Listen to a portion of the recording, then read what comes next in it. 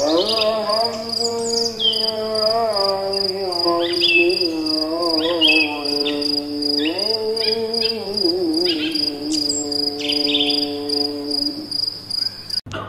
kita itu Pak, suhu normal kita itu 37 derajat Celcius. Dia tidak terlalu panas dan tidak terlalu dingin. Jadi sebenarnya minuman-minuman, saya pernah share kok di IG, kenapa tiba-tiba ada sensasi pengen minum yang dingin. Tapi udah lama banget postingan itu tuh. Jadi ketika Anda lagi dingin, pengen minum dingin itu sebenarnya ada keringat dalam badan kita yang perlu dikeluarkan. Jadi lagi sensasi dingin kita muncul, maka saat itu jangan justru minum dingin. Tapi justru minum air hangat atau air normal kayak begini. Sebab apa? Kalau kita minum yang dingin, apa yang terjadi? Dia akan nagih lagi. Ya. Kenapa? Karena memang air kayak begini, Ibu sekalian, air secara umum ya. Air terbaik itu minumnya seperti apa ya? Kalau saya lebih prefer air suhu normal. Meskipun ya, kalau dalam hadis ada beberapa hadis mengatakan air yang dingin gitu kan. Kondisi di Madinah, di Mekah itu kan panas luar biasa. Kita di sini mungkin agak sedikit beda gitu kan. Jadi kalau di sini orang-orang yang rutin banget minum es itu, lama-lama ginjalnya bisa tergerus. Bermasalah. Apalagi es. Apalagi yang paling parah itu adalah minum waktu makan. Itu buruknya luar biasa. Saran saya waktu lagi makan jangan minum. Kapan minumnya? Sebelum dan sesudah makan. Kasih jarak. Ya. Biasanya saya ngasih jarak tuh 15 menit atau 30 menit ya sebelum makan. Jadi sebelum makan itu Anda banyakin minum aja dulu. Supaya nggak banyak makannya. Karena air kan nggak ada kalori. Gitu. Jadi tidak terlalu disarankan ya karena berat di perut kita ya. Di pencernaan kita itu berat, di tubuh kita secara umum itu berat. Makanya minum air lebih baik ya air hangat atau air suhu normal kayak begini. Ada lagi?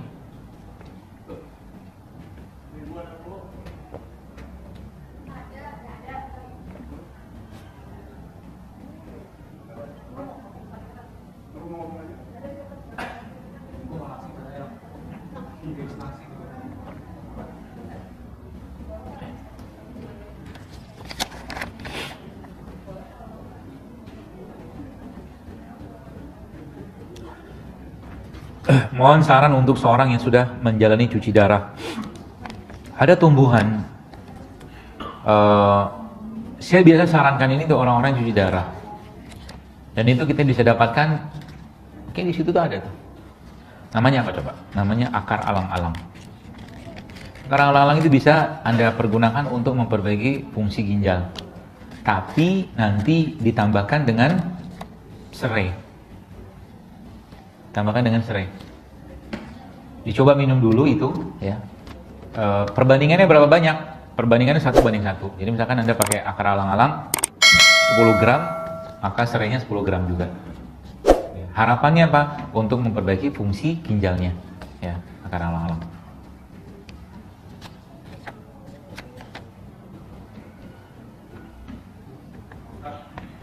Bentar, saya baca tulisan dokter. Apakah kurma mungkin ya? Apakah kurma aman untuk ginjal? Aman. Kurma itu basah. Kalau kita lihat pH-nya, pH kurma itu alkali. Sedangkan orang ginjal, karena ureum, kreatinin, terutama asam dalam tubuh kita tuh nggak bisa keluar, maka orang ginjal itu tubuhnya akan asam sekali, terutama yang gagal ginjal. Itu sebabnya biasanya orang-orang yang gagal ginjal sering banget dikoreksi. Dikoreksi pakai apa? Pakai bignat. Bignat itu apa? Karbonat. Ya.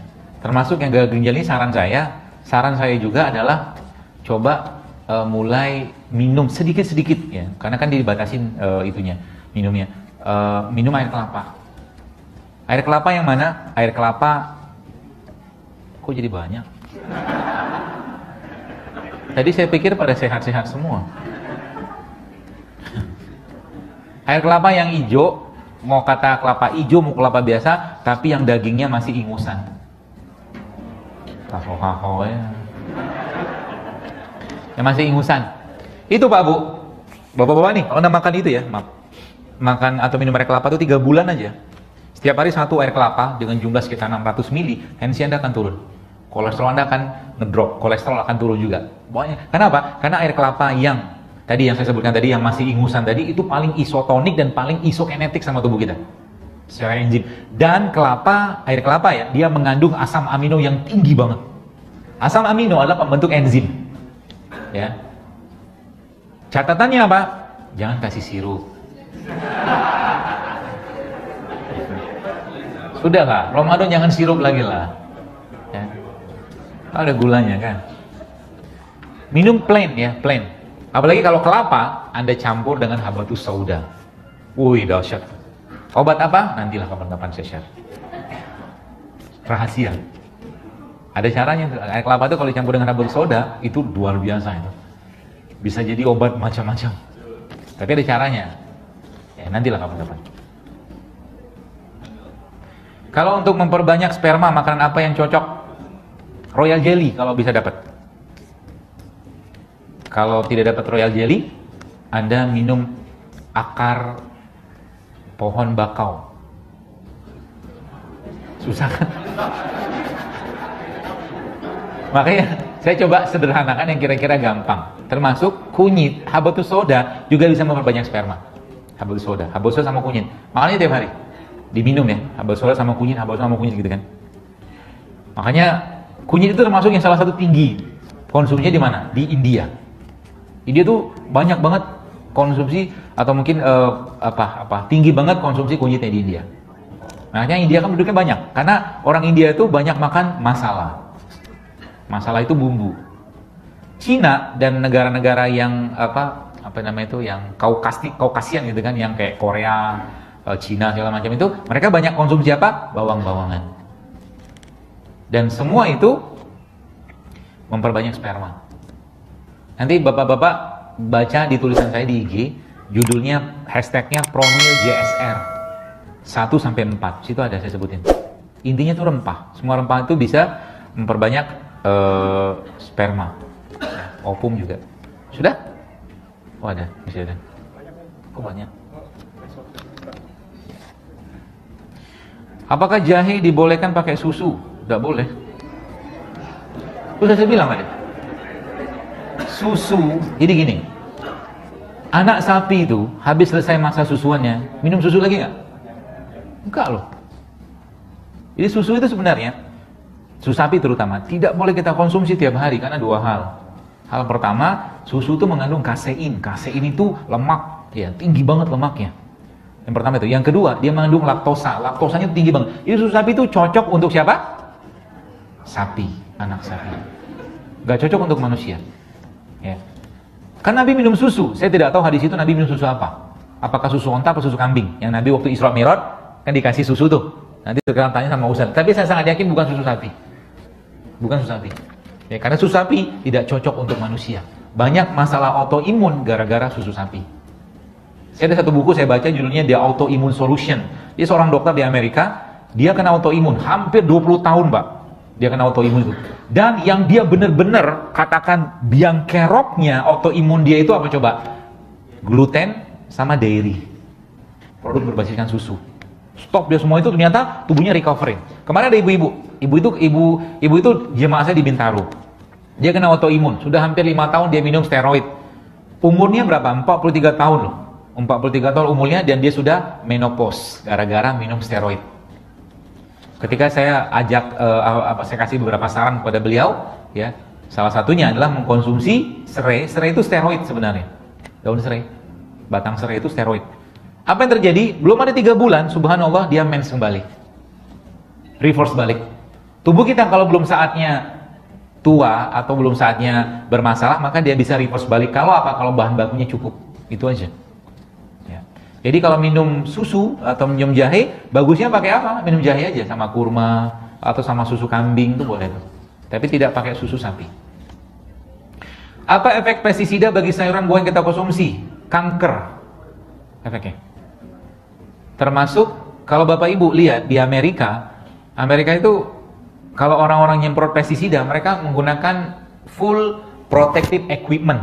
Ini pakai masker, pakai topi, pakai baju anti racun. Indonesia aja yang kebal-kebal orangnya. Kalau Anda bongkar isi pestisida itu apa, Anda udah mulai mikir makan makan sayur loh. Pestisida tuh jahatnya luar biasa. Ya, jahatnya luar biasa. Ya. Tidak tahu lah saya kenapa, dan sebenarnya banyak pestisida alami yang kita itu kita bisa buat sebenarnya. Nah, cuman tadi karena orang mikirnya bisa produksi banyak, akhirnya pakai pestisida. Anda tidak perlu, jadi tanyanya bagus, karena tidak punya kebun sendiri dan jadi gini, kalau Anda mau tanam organik itu gampang loh. Beli buku, saya kemarin baca buku, dan kemarin saya pas ke Jambi ada acara seminar, ketemu dengan seorang ahli pertanian. Dia bikin konsep, bikin kebun dengan luas cuma 1 meter. Bahkan dia tanam black peppernya, dia lada hitamnya di dalam lemarinya dia. Dan tumbuh. Kalau konsepnya dah. Ya. Sekarang ada namanya verticulture. Verticulture itu Anda nanam sayuran segala macam itu pakai pipa paralon tuh loh. Ya, bukan hidroponik Pak, pakai tanah Pak. Pakai tanah. Hidroponik masalah juga, sebab apa? Hidroponik dia pupuknya sintetik. Pupuk hidroponik itu sintetik. Ya. Jadi sebenarnya kalau kita punya di rumah ibarat kata Anda di dapur aja bisa tanam itu tanaman. Ya. Kalau Anda tidak ada kesempatan atau mungkin belum bisa membeli sayur organik, maka sayur-sayur yang sudah penuh pestisida tadi Anda cuci sama cuka apel, rendam 15 menit. Karena pestisida tidak akan bisa hilang dengan pencucian biasa. Dia akan tetap lengket. Kalau masuk ke badan, dia memicu kanker, mandul, banyak penyakit dia muncul. Ya, pestisida. Atau Anda rendam dalam air garam, atau pakai air alkali pH tinggi. Juga bisa. Ya. Jadi, kita bisa bikin, dia kemarin tunjukin ke saya, teman saya itu soal sarjana pertanian itu dia tunjukin, gampang sekali bikinnya. Dia juga pengen belajar, dia belum belajar juga, tapi saya pikir ini bisa jadi solusi nih, kita bisa tanam. Bahkan, saya katakan itu dengan ruang yang sempit, dia bisa tanam banyak tumbuhan di sana. Selada semua dia bisa tanam. Ada lagi? Pertanyaan terakhir.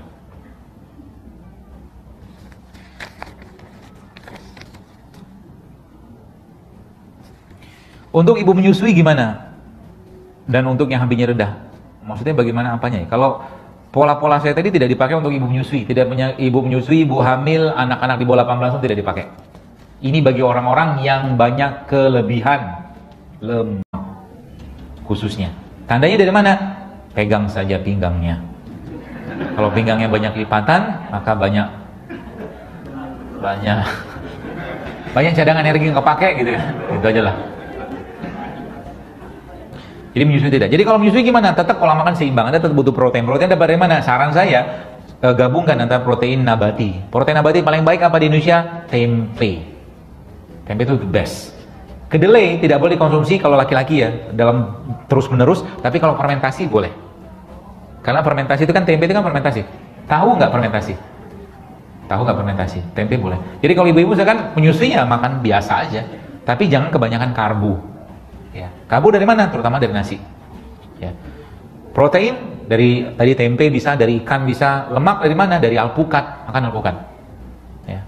Kemudian vitamin dari sayuran buah. Ya. Seperti itu. Baik, saya kira mungkin cukup. Semoga bermanfaat dan semoga Ramadan kali ini menjadi Ramadan yang lebih baik untuk kita semua. Sehingga nanti awal Ramadan beratnya 50, akhir Ramadan beratnya 45. Jangan sampai berat Ramadan di awal pertama 60, berat akhir Ramadan 65. Yang keliru. Assalamualaikum warahmatullahi wabarakatuh. Waalaikumsalam. Kemudian kajian penutup bulan ini,